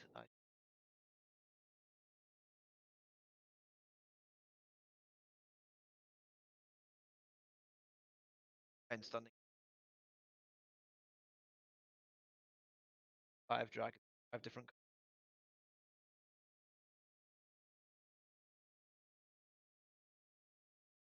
Yeah, I fancy our chances with fighting the giant.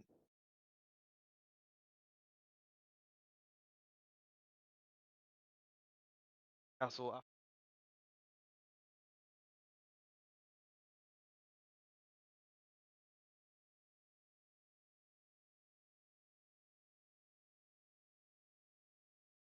Okay with that?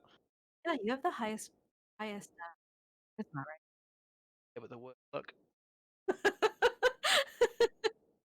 So be it. Oh, think guidance.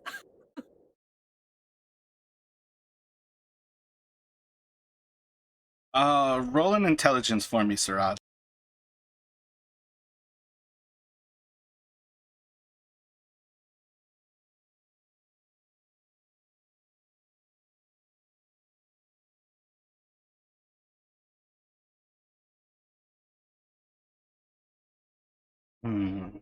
One below the DC that I had in mind. Jared. Roll an Arcana check for me, and you can just have this be DC 10, just a straight roll on Arcana, and that'll determine it on the 50-50. If you cast Guidance, you will lose invisibility. And you also probably don't necessarily know exactly where he is to even touch True. him, so that alone would also be another kind of role that guidancing him is hidden behind. But Hark is well aware that the next spell he casts drops his invisibility, but that's you figuring out, like, I'm pretty sure I'm stuck if I want to stay invisible.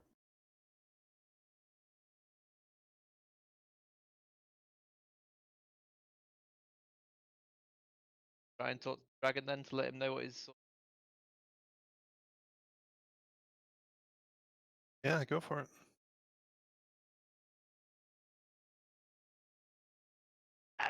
Yes, hello, Great White Dragon.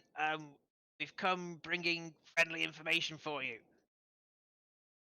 What language are you speaking in? Sonic.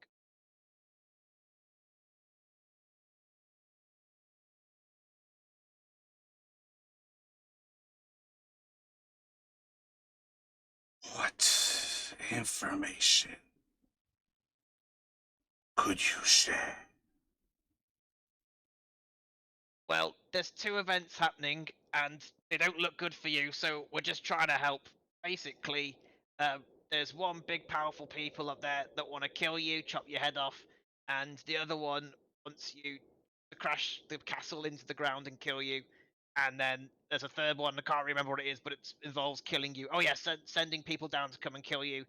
So I just want to recommend that you just sort of fly away and get out of here safely. Your friend sent us from the lodge, And then I'm going to turn to everybody else in common and go, name again. Talus.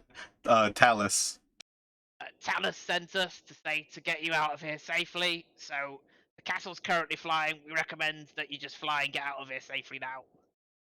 Roll a persuasion with advantage.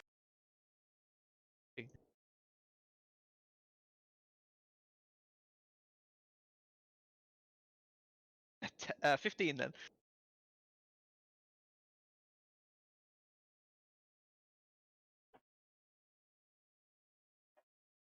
Resmir has insisted I protect the treasure for Tiamat's glory. Why has the Dark One changed this? Because bad news for you, Resby is dead. She's been killed. So now we're just trying to help you get out of here. Why don't you take the treasure with you, as much of it as you can?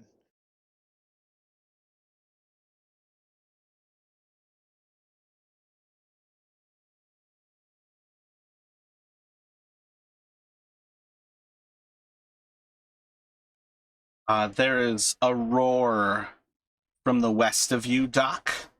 Above you, probably about 50 or 60 feet away, and likely kind of around like that vague crevice that you started to be able to see around.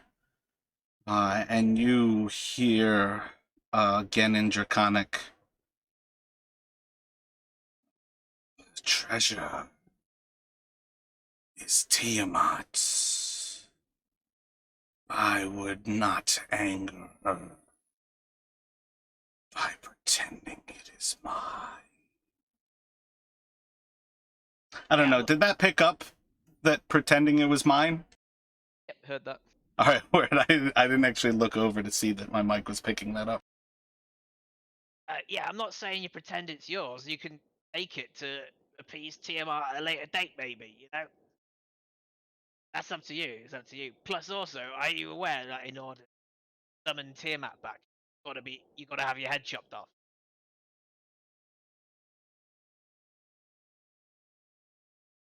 Tiamat's ascension does not worry me. Her anger is far more dangerous.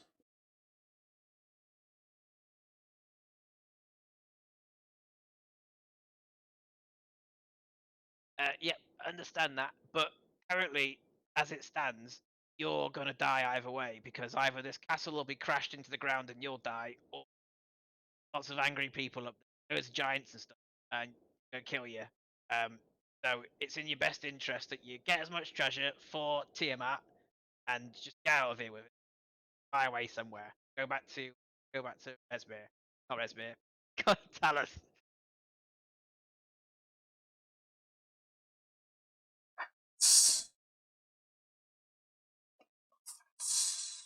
Betrayed her. Who did Resmir fall beneath?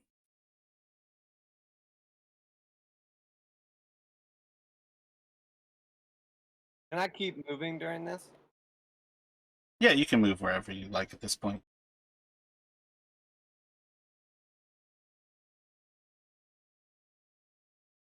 No, wasn't betrayed by the Giants. Giants still doing their thing. Giants want to, summon Tiamat so that they can kill Tiamat, so that they can prove that they're stronger. So there's that whole thing, which I'd worry about as well. But no, she wasn't killed by the Giants. Not sure who she was killed by. Maybe the cult, but probably not.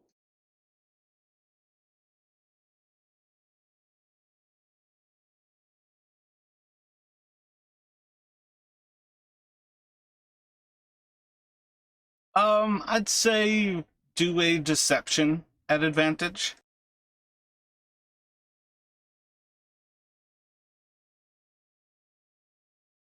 There we go, 24. Well, I think you're doing a good job appealing to what matters to a white dragon, and its life.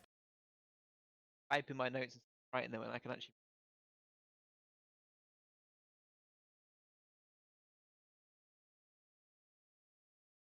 You said I could hear the roar come from around this corner, but am I getting the impression that's where the voice is coming from as well? You can roll a perception check. I'm trying to throw my torch and light up that.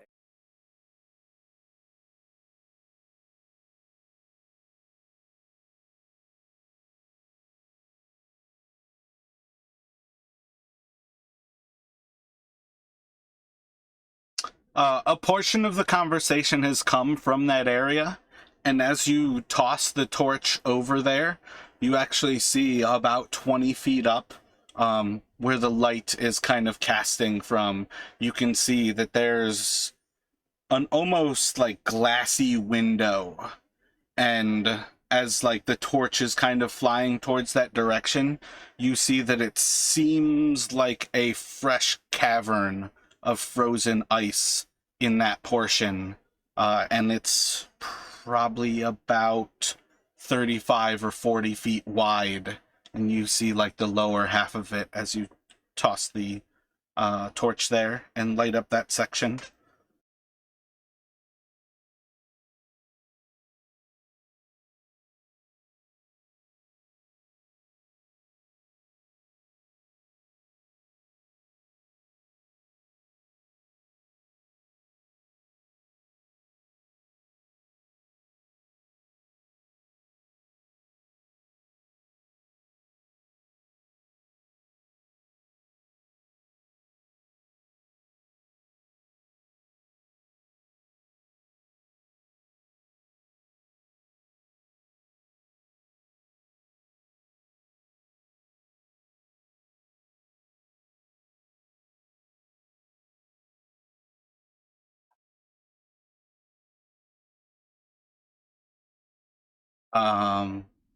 So you hear from below as voice seems to be rising from below you all now, and it's predominantly coming from the east of you.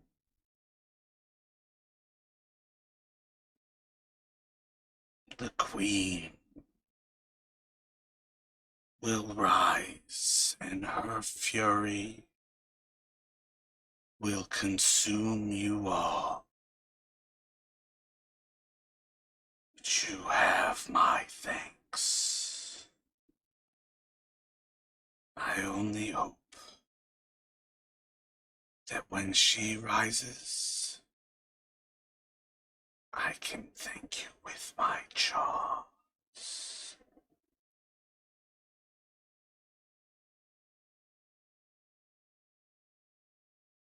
I'll take that as a compliment. Thank you very much. Does that mean that you're going to get out of here with your treasure? And wait around for another few moments, and you don't hear any response. Getting commons. Spoke to the dragon. It's gonna go, I think, and take some of its treasure with it. Go back to Talus. But it might have caused a bit of a fiasco.